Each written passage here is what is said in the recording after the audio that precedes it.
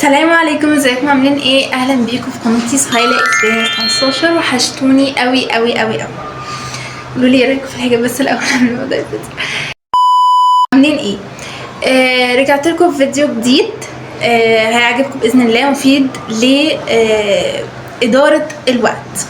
إدارة الوقت دي حاجة مهمة جدا في حياتنا، وبالذات لو عندنا حاجات كتيرة قوي ومشغولين على طول. فإدارة الوقت ليه طرق معينة وليه أساليب بنستخدمها. فالنهاردة هعرض عليكم طريقين لإدارة الوقت، وشوفوا أنا الأنسب ليكم. كملوا الفيديو لحد الآخر، يا رب يعجبكم. هعمل مقارنة ما بين الطريقتين، واحدة تقليدية وواحدة حديثة. اولا كده خالص، التقليديه دي هي طرق بنستخدمها بقالنا كتير قوي، وهي طريقه الورقه والقلم. ان انا بكتب الحاجات اللي انا عايزاها تو دو ليست، واعمل اشطب عليها لما اخلصها، ودي طريقه تقليديه عادي. او بعد كده بدانا نستخدم موضوع الستيكي نوتس، او ان احنا نجيب الورقه ونعلقها قدامنا بحيث ان احنا نشوفها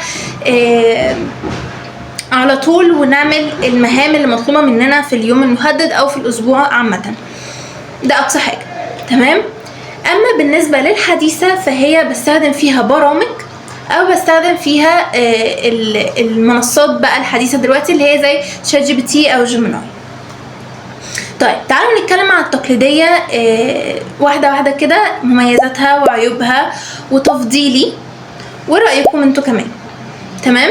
اول حاجه كده، التقليديه ليها مميزات طبعا، زي ان انا بتساعدني ان انا اكتب بايدي، فافتكر الحاجات اللي انا كتبتها. مثلا مفروض ان انا اعمل مهام منزليه، او ان انا انزل اشتري طلبات او كده، فده بيساعدني ان انا افتكر مفروض اعمل ايه اليوم ده او في الاسبوع ده. تمام. ده غير ان انا بتحسسني بانجاز لما بشطب على المهمه اللي انا بعملها، ان انا بحس ان انا فخوره بنفسي كده، وان انا عملت انجاز النهارده او عملت انجاز في الاسبوع ده. فده هيفيدني ان انا اتحمس واكمل كتابه او اعمل تو دو ليست كتير بعد كده في الايام اللي جايه. العيوب بقى اللي في التقليديه، في الطرق التقليديه، ان كثرة التشطيب او كثرة الغلطات. ان انا مثلا بكتب بجاف او كده، فان انا مش عايزه مثلا المهمه دي النهارده، ممكن اخليها بكره، ممكن اخليها بعده، فاشطب فيطلع شكل الورقه وحش. فلما اشوف شكل الورقه كده مش عجباني احبط، فانا اشيل الفكره من دماغي خالص وما اعملش التو ليست على ورقه وقلم. تمام. فدي برضو ايه من العيوب اللي في الطرق التقليديه. تاني حاجه من العيوب، ان انا تضيع مني الورقه اللي انا كتبت بيها. ممكن مع انسى ان انا اعلقها او كده، او احطها في مكان محفوظ، ف بتضيع او بتقع مني غصب عني او كده.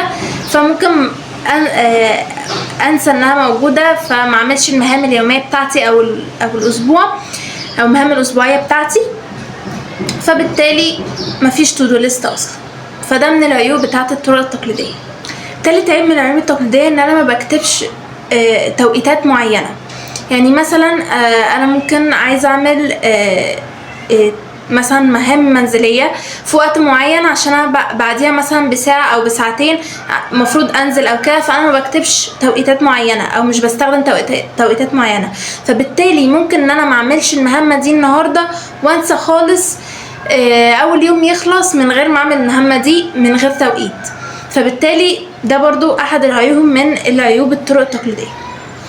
تعالوا بقى نخش على الطريقة التانية، واللي هي الطريقة الحديثة اللي بنستخدم فيها مؤخرا التكنولوجيا، واللي هو البرامج لو كنت بحملها، او المنصات زي شات جي بي تي وجيميناي. مؤخرا بقيت استخدم جيميناي كمحدد لجدول او منظم لجدول. شوفوا كده، تنظيم جدول يومي. بعتمد عليه في ان انا بحط الحاجات اللي انا بعملها في يومي. ببدأ يومي من الساعة كذا، بخلص كذا، خلال بقى اليوم بعمل ايه. التوقيتات هو شرط لازم فيه ان انا من توقيت لتوقيت، من ساعة كذا لساعة كذا بعمل كذا. فمنظم جدا وبستخدمه على طول. طيب، من بقى مميزاته من خلال اللي احنا استنتجناه ده، ان بقدر اعدل اذا كان بالكتابة بالكيبورد، ان انا اقول له انا عايزة اغير الساعة كذا، بعمل حاجة تانية، او هعمل في الاسبوع ده كذا او كده، فهو بيقدر يغيرهولي بكل سهولة من جيميناي، او ان انا برضو من خلال البرامج ان انا اغير برضو بالكتابه بالكيبورد، ان انا اشيل مثلا حاجه واحط حاجه بدلها بدل التشطيب والكلام ده. فبالتالي ده من احد مميزات الطرق الحديثه. ممكن برضو من البرامج ان انا اخلي النوتيفيكيشن allowed او مسموح بالاشعارات، عشان يوصل لي كل اشعار الساعه مثلا كذا المفروض اقوم اعمل كذا او كده. اشعارات اوتوماتيكيه ان هي توصل لي على الجهاز او اي نوع جهاز اللي انا بستخدمه، بحيث ان انا اقوم اعمل مهمه على طول في الوقت المحدد ليها. من عيوب بقى الطرق الحديثه وجود الانترنت. عدم وجود الانترنت ممكن يسبب مشاكل كتير قوي، بالذات للبرامج اللي بتستخدم نت. ف مش هيظهر اشعار، او هو عشان متطلب نت فبالتالي مفيش اشعارات هتوصل للجهاز، فبالتالي انا مش هقوم اعمل المهمه دي. بديل بقى للحاجات دي ممكن اطلب من جيميناي ان هو يعمل لي نفس الجدول بس يخليه PDF، او ممكن انا اخد سكرين شوت واطبع انا الجدول ده واعلقه عندي اذا كان اسبوع او يوم، بحيث ان انا اتابع اول باول مع التوقيتات المحدده اللي كاتب لي فيها الجدول، عشان اقوم اعمل مهمه على طول. من رأيي الشخصي بقى، انا الصراحه ادعم الطريقه الحديثه. ليه؟ انا كائن كسول، وبحب قوي ان انا يكون في تايم معين او في توقيتات معينه لازم التزم بيها، ولازم اخلص المهام اللي عليا كلها. تمام؟ فلما الاقي اشعار مثلا من برنامج يقول لي ده ميعاد كذا المفروض تعملي كذا، او ان انا يكون معايا السكرين شوت او طبعها معلقاها من الجدول اللي عمله لي جيميناي، انا اقوم اعمل بالتوقيتات اللي مكتوبه لي. تمام؟ وبقى انا كده عملت تنظيم وقت او اداره وقت اليومي من غير ما اكون مشغوله فيه، او ان انا اكون كسوله او كده. فانا ادعم طبعا الطريقه الحديثه، مش الطريقه التقليديه خالص، بحيث ان انا اتجنب التشطيب او ان انا ارجع اعيد اكتب الورقه من اول وجديد. من الطرق الحديثه اذا كان لما قلت اذا كان برامج او منصات، في البرامج برضو كان في برنامج اسمه نوشن، انا استخدمته قبل كده برضو. هو بيعمل برضو تو دو ليست، او هو متخصص لبرزنتيشنز او كده، او ترتيب افكار او اقتراحات. وفي برضو مساعد AI موجود في نوشن، بس كاستخدام شخصي ليا انا بستخدمه للتودو ليست. فكان في برضو صفحه مخصصه للتودو ليست، هي خانه كده اهو سكوير كده، بدوس عليها لو انا خلصت المهمه المعينه عندي. هو مثلا ويك اب، البريكفاست، ان انا اروح الجيم، ارجع اخد شاور، تيك ناب كده، الكلام ده كله، وادوس صح على كل مره عملت فيها المهام اليوميه دي.